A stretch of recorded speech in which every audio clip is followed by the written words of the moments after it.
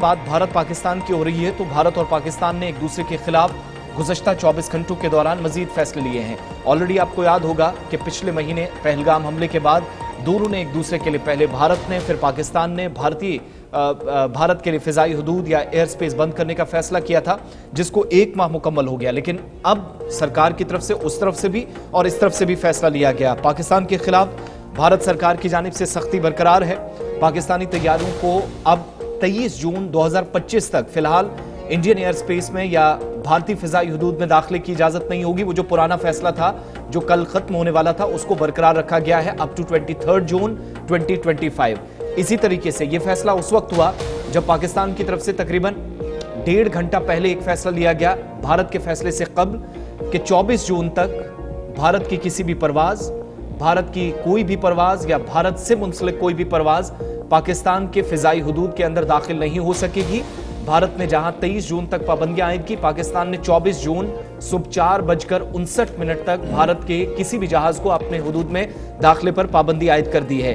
30 अप्रैल को आप सबको याद होगा भारत सरकार की जानिब से फैसले लिए गए थे और ये जो कल डेडलाइन खत्म होने वाली थी उसमें तौसी कर दी गई है नोटम के मुताबिक सलामती सूरत हाल को यकीनी बनाने के लिए, और ये बात भी यकीनी बनाते हुए कि नेशनल सिक्योरिटी का इशू है। यही हवाला सरहद पार से यानी इस्लामाबाद की तरफ से दिया गया, इस तरफ से भी। और इंडस वाटर ट्रीटी की मुअत्तली का जो फैसला था वो तो बरकरार है, लेकिन फिजाई हदूद में एक दूसरे के दाखिले की इजाजत होगी या नहीं इस पर क्लियर कर दिया गया। इधर भारत सरकार की तरफ से मिनिस्टर बाइट जरा प्ले कर दीजिएगा, जिन्होंने जो शहरी हवाबाजी की वजारत है उसने तस्दीक कर दी कि जिन हवाई अड्डों को बंद किया गया था उनमें बेशतर जगहों, मिनिस्टर बाइट जरा प्ले कर दीजिएगा, जिन हवाई अड्डों को बंद किया गया था क्योंकि भारत के अंदर भी सिक्योरिटी के पर्सपेक्टिव से फैसले काफी इंपॉर्टेंट थे। अब कहा गया है कि तमाम स्टेक होल्डर्स से बात करने के बाद और सिक्योरिटी एजेंसीज के क्लियरेंस के बाद अगला फैसला लिया जाएगा। जो 1-2 जगहों पर अभी भी पाबंदियां हैं, ओवरऑल बाकी सारे जो 23 एयरपोर्ट फंक्शनल है, रेस्ट 1-2 को छोड़कर।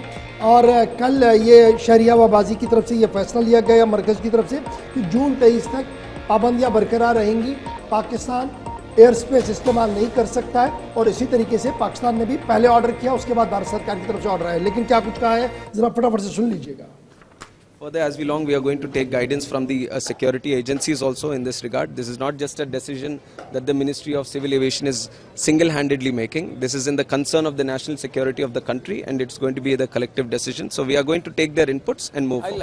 I'll let you know once things are clear on that side. But presently, we are taking in inputs from Indigo on that, and also with the necessary security agencies also, and we'll like to see how to proceed. So Delhi airport from the June 15th, they're going to renovate the runway for 3 months. So we have had some meetings with all the stakeholders, especially the airport operator and then the airlines, just to see how we can seamlessly go through this 3 months of renovation without impacting the schedule of the airlines.